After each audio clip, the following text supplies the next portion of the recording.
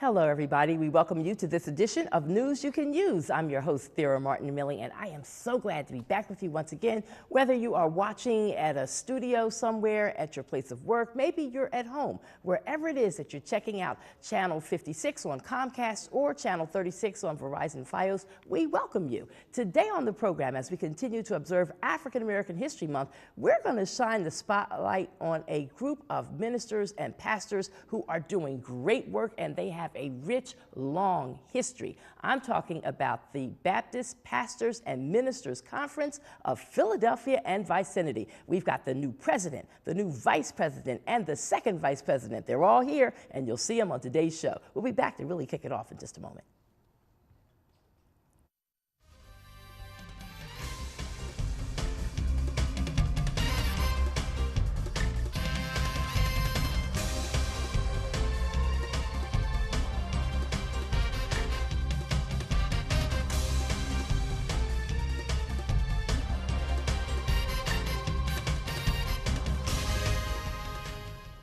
Hello, everybody. Welcome to this edition of News You Can Use. I'm your host, Thera Martin Milling, and I am so pleased and so excited for this opportunity to present to some and maybe introduce to others an organization of ministers that's been around for a long time. But for some reason, I don't think enough people know about them. So we're glad to be able to use this show as one of the vehicles to help tell the story about the Baptist Pastors and Ministers Conference of Philadelphia and vicinity. Pastor Darrian Brown is here, our president. And our vice president, first vice president, Reverend Terrence D. Griffith is here as well. So welcome, both of you. Thank you. Thanks. Yes, and in our next segment, when we come back, we'll be joined by Pastor Myron Barnes. And so we've got a lot of information to share. Your organization, now, the way I've learned it, it was more than one organization that really has this history merging. So you want to get us started with it, Pastor Brown, and then maybe Pastor Terrence will pick up the story where you leave off. So the story is there was two prominent conferences in the city. You had the Baptist Ministers Conference of Philadelphia and vicinity, which is the oldest conference in the country, and then you had the Pastors Conference of Philadelphia and vicinity, which always met on Tuesday. And 6 years ago, Dr. Nathaniel Walker, who was the president of the Pastors Ministers Conference, and Reverend Harry Moore, who was the president of the Baptist Ministers Conference, they agreed and they were able to merge the two conferences to actually become one. And so after the 5 years, here we are now. We are officially one conference where we're no longer the Baptist Ministers Conference or Baptist Pastors Conference of Philadelphia and vicinity. We are now the Baptist Pastors and Ministers Conference of Philadelphia and vicinity. So when I look at your history, and by the way, on the day that you were sworn in and the rest of your officers were sworn in, that program booklet that you all distributed was beautifully done. It is a piece of history. I mean, I think it should be sold in bookstores if people want to know something. Absolutely beautiful. And a rich history. And there was a need back in, what was it, 1914 when the first group actually started? Yes, yes. Well, we actually, Pastor Larry Marcus and Pastor Albert Davis, they were responsible for compiling all the information and to have the information published in the Investor Service installation booklet, and so we really have to give them credit for pulling all of that information together. And I agree, it was really well done, and very informative. But if you look at the time of history when the first group formed, 1913, 1914, in Philadelphia, it was unsettled, were blacks and whites pretty much in separate churches. What was the need to put this pastors group in place in the first place? Well, I think, you know, at the end of the day, in the final analysis, we all need one another as ministers of the gospel, as pastors. We all need we need individuals that can keep us honest with one another, that can actually help sharpen and actually help pastors and ministers to actually deal with with ministerial struggles and even just common day life issues. And that's what's happening today, and I'm almost certain that's what took place when they organized the Baptist Ministers and Baptist Pastors Conference when it got off the ground. I've heard it said not so long ago, Pastor Griffith, that even ministers need ministering to sometimes, and even ministers need pastors. And so I am imagining, as a layperson, that you all support each other and you know, are there for each other in times of challenge or just in times of need.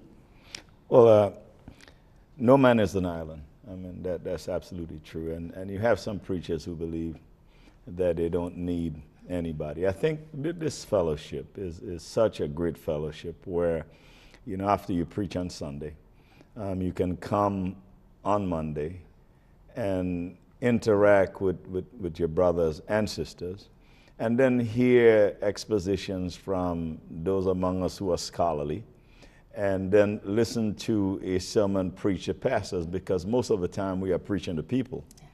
And we need to hear. We need to hear so that we can glean from others what we may not have. And so it's a tremendous fellowship. And again, the camaraderie among the preachers really you know, goes a long way in really helping preachers to stay grounded. Any preacher you find who believes he or she does not need other preachers, they're on a slippery slope down the levee. And I know that God is not through with you or with our next pastors getting ready to come up. He's not through with you all yet. Whereas you just came out of leading the black clergy of Philadelphia and vicinity as the president for the last 4 years. 4 years. Mm-hmm. New president, Pastor Broadnex, has been sworn in, and you're still working, you're still laboring, you're still willing to say, I'm here, I want to be of service, not just a pastor who has a title and runs your church well, but to be involved in the other things that pastors do. Well, let me make it clear. You know, and I do attend the Baptist Pastors and Ministers Conference. To be honest, I wasn't interested in leadership, but my friend here, and I need to say who is the first president in a long time, but with the merger, will be serving a full term. When the conference, the ministers and the pastors conference, when they came together, those who were in line actually served 1-year terms. Yes. The last person, Bishop Sutton, served the last 1-year term.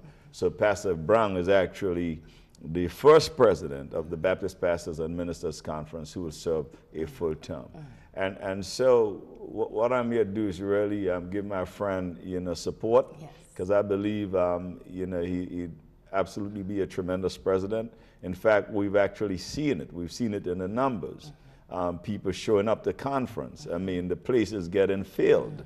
Folks are coming back, and that's absolutely a testament to the type of leadership that we believe that this president will provide for this great conference that we call the greatest conference in America. Well, now, when we come to our second segment and Pastor Myron Barnes joins us, we do want to talk a little bit about one of the big events that your conference does every year, and that is a citywide revival. But we'll save that, if that's okay, for the next segment. But I want to take a couple of minutes for each of you to talk about your churches. So, Pastor Terrence, let me start with you and come back to our president, who will be along for the next segment. Okay, good.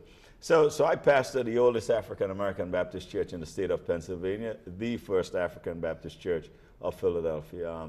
The church was started in 1809. And history. Yes, 13 people left First Baptist Church downtown. In fact, there's a book that was written that said that they left in an amicable way, but that wasn't true.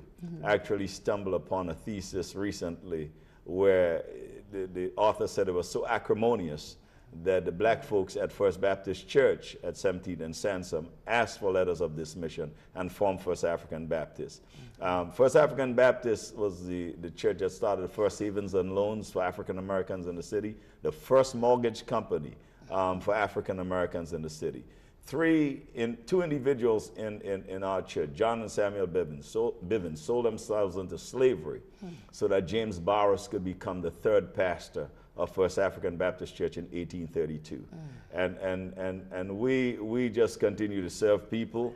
We were formerly at 16th and Christian. We were there for 106, 7 years, but we decided it was time to move on, and so we acquired new property. We should be moving into a new location sometime in June or July.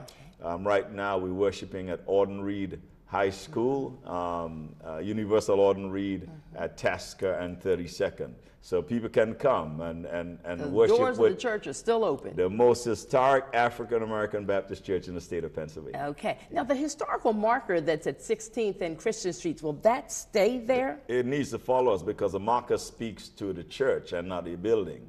The church existed long before that building. Yes, so wherever we go, if we choose to go to North Philly, then the historic First African Baptist Church would be in North Philly. Gotcha. The marker speaks to the history of the church and John and Samuel Bivens. It doesn't speak to the building at 16th and Christian. All right, I want to thank you for sharing a little bit. I know that's a sliver of the history of the First African Baptist Church, and then Rome Emmanuel. My first time ever there was for your swearing in, and I was blown away. The church is huge, it's beautiful, and it was packed that night as people watched and witnessed you being sworn in, as well as you, Pastor, and the rest of the officers of the organization. It was outstanding. We're going to get a piece of your history when we come back, and we also know that Pastor Myron Barnes will join us in the next segment as we continue to talk about the Baptist Pastors and Ministers Conference, and then individually about their churches and just welcoming people to come and join in and be a part.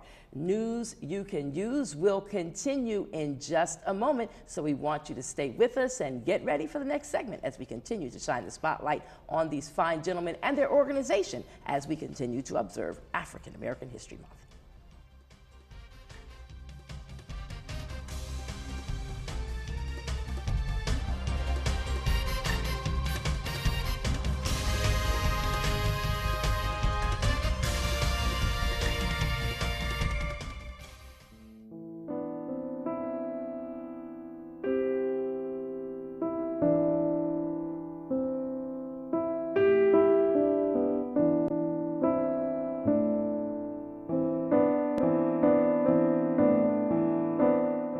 I think that a healthy body image means that, you know, you are comfortable being the best you that you can be. I think it's also part of the mental mind and how a person feels that they're perceived, because if they're confident, it's going to show in the way they act, how they dress. If you're happy with how you look, you're comfortable, that means you're happy and you're healthy. My ideal body image would be one where someone's healthy and happy. If you or someone you know is struggling to maintain a healthy body image, visit the National Eating Disorder Association's website at www.nedawareness.org.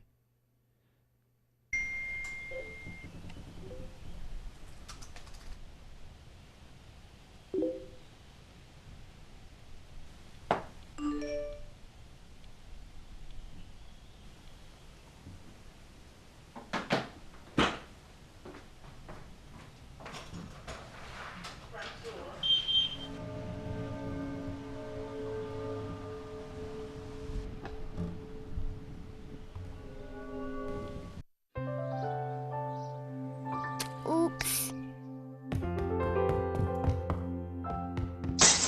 Uh-oh. Get on top of it before they do. Every 24 minutes, tipped furniture or a falling TV sends an injured child to the emergency room. Preventing tip-over incidents is easy, inexpensive, and only takes 5 minutes. Learn how to secure your furniture and TVs to protect children at anchorit.gov.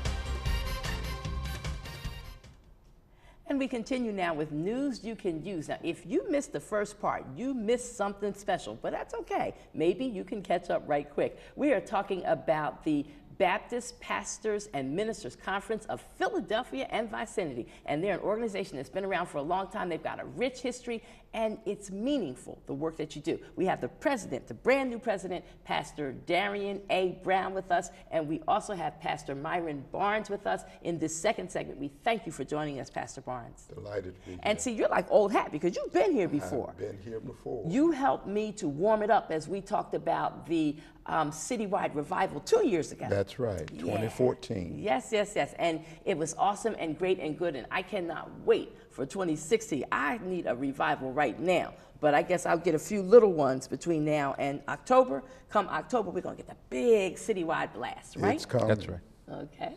So now, Pastor, as we were going to break, we gave Pastor Griffith an opportunity to talk briefly about First African Baptist Church. I want to hear just a little bit about Rome Emanuel. We want to hear about your church, and then we're going to get back to the work of the Baptist Pastors and Ministers Conference of Philadelphia. So please tell our audience a little bit about Rome Emanuel's history and how long you've been there. Well, I've been privileged to give leadership to the Rome Emanuel Church. In fact, I'll be celebrating 10 years the first Sunday in May of this year. So I've been there for the last 10 years. I actually left corporate America to go and to shepherd the flock. And, so you did the real faith walk. Yeah, and it's been very rewarding to make a difference. It's one thing to have it or make an impression, but it's greater when you can have an impact on people's lives. And it's been a great work, and I'm privileged. I'm really privileged to serve there, and it's a great work. It's a great work, great church, great congregation. Just a great privilege to be there. Okay, so Rome, I guess, was a part of what warmed you up for this new major responsibility as the president of the Baptist Pastors and Ministers Conference. Well, I've been told this, and I agree that great pastors don't make great churches, but it's in fact that the great churches, as you're saying, actually make great pastors, which propels you for leadership beyond the walls of the local church, and so I concur. And I remember, Pastor Barnes, in 2014, again, flashing back a little bit, and you're talking about, I remember you standing there at the pulpit at Sharon Baptist Church, and you talked about, this is my first time doing this particular piece. Yes. And there were some maybe who thought, why him? But why not him? And look how well you did it. I mean, you had some powerful preachers and teachers in there. Thank you so Yes, much. sir. I guess I did it too well because I'm back up here again doing something for the first time. No, that's a compliment to your work, and that means that you did do it well. They want you to help organize and put it together again. Thank you. What kind of work goes into putting together a citywide revival? Like, you're trying to get everybody to come.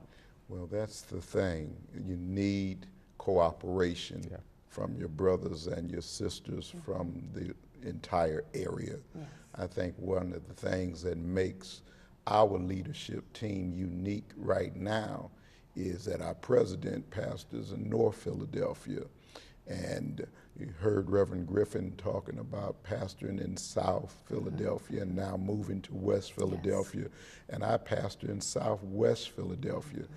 We come from different areas, but we serve one God, and I think we all bring different and unique gifts from one another. When we bring those together, that's what makes a successful team. The other piece that I recall about the citywide revival, the choir. You had like 100-voice choir members from all over the city. Yes, we did. I don't know how they did that to sound that good. They sound like they've been singing together forever. Well, that was the thing. They wanted to sing. They all loved the Lord. And even though it was under our leadership as Baptist Pastors and Ministers Conference, we had several choir members who laid aside their different denominations and came together, and we just had one choir to give glory to God. And so we had some Methodists, we had some Presbyterians, we had some from other walks of faith, but we had one Lord. Yes, one faith, Lord, and one God. baptism, one Yes, God. Yes, yes, yes. That's what I'm talking about, and it's such a beautiful thing. I want people who are viewing this program to understand that the Baptist Pastors and Ministers Conference, while, yes, you're about God's work, and you're about supporting each other and praying together and Yes. worshiping together, and you do that on Mondays after Yes. you done preached your hearts out on Sundays, sometimes 2 services on a Sunday. The organization does other work as well. You give back in the community. When people are hungry, you try to get that food there, things of that nature? Yes, yes, and it's easier to do that when we cooperate with one another, because we can do more. When the more hands that we have, the more individuals that we have involved, we can communicate and get that message out. One of the things that's crucial now is that we have a new election coming up, a national election, and we've got to get our members out to vote, get them to the polls, because we worship on Sundays at our individual churches. We worship together collectively on Monday, but the work goes on Tuesday, Wednesday, Thursday, Friday, and Saturday, and that goes on in our communities and our families. And our people are suffering now. And so if there ever was a time for us to come together, that time is now. Absolutely, absolutely. Tell us a little bit about your church background and history and where you are in Southwest. Well, my church has been around since 1910. Bethany Missionary Baptist Church, located at 58th and Warrington Avenue. Reverend Dr. G.C. Coleman was the organizer of our congregation, and I am the fourth pastor in over 100 years now.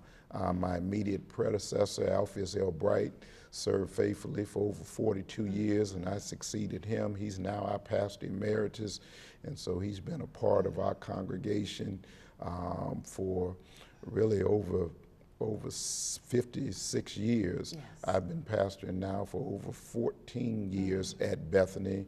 I pastored for 30 years, but I pastored one of the great churches in our area for over 14 years now. So we've only had four pastors in over 100 years. So that's a real blessing. What a history indeed. And you, Pastor Darrian, and you, Pastor Myron, and Pastor Terrence earlier, each of you have some outstanding, beautiful, intelligent, effective first ladies to go along with the whole package of the churches and the people that you're bringing in. So keep on doing what you're doing. Thank you. Before we run out of time, how can other ministers who are of the Baptist faith who are watching this show and they're like, hey, I've been thinking about that group, I've been hearing about them, and I'd like to join. What do I do? How can I come in? Well, we meet every Monday at the Second Mount Zion Baptist Church, which is located at 3814 Parish Street in West Philadelphia. We have, there's a lunch period where you can eat between 1 o'clock and 1:45. At 1:45, we start our devotional period. At 2 o'clock, we start our Sunday school exposition. We have a Good Shepherd report that actually gives a report of all of the members and beyond members that are sick, and we pray for them. And then we have a sermon, and we have pastoral enrichment. We have so many things to offer, but anybody's invited, and you don't have to just be Baptist to be in attendance. But so we welcome all preachers to come and to share with us. Again, that's at the Second Mount Zion Baptist Church, 3814 Parish Street. That's every Monday. That is our headquarters, and we would love to see you in the place. All I can tell you is, I think the first time I came in there, it was to meet with you and Pastor Terrence and some of the other ministers, and I was a little early, and so your service was still going on, and I had never been in there before because I'm not a minister, so I'm not supposed to be in there. But I'm sitting in the back, and I'm like, this is like church. And I mean, you all got me going. I'm like, well, I'm ready to start shouting now and moving around in this church. You all had it on a Monday. It was like it was Sunday morning service. And we have lay people that actually attend, and so it's not just isolated to ministers. It's for church members come and support as well. And let me just say, you know, for that meeting, you did an outstanding job as our PR person for the installation for the Baptist Pastors and Ministers Conference, and you even came to the installation service, and you did some great, took some great photographs, and you just did a great job. But you know what I would say? It is so challenging sometimes to get general mainstream media to like pay attention to what churches or ministers are doing, which is another reason I appreciate the opportunity to do the program we do here at LaSalle, because they let you talk about some of the other things that are happening. And this is a Catholic institution, but they're open-minded and willing to allow us to do that.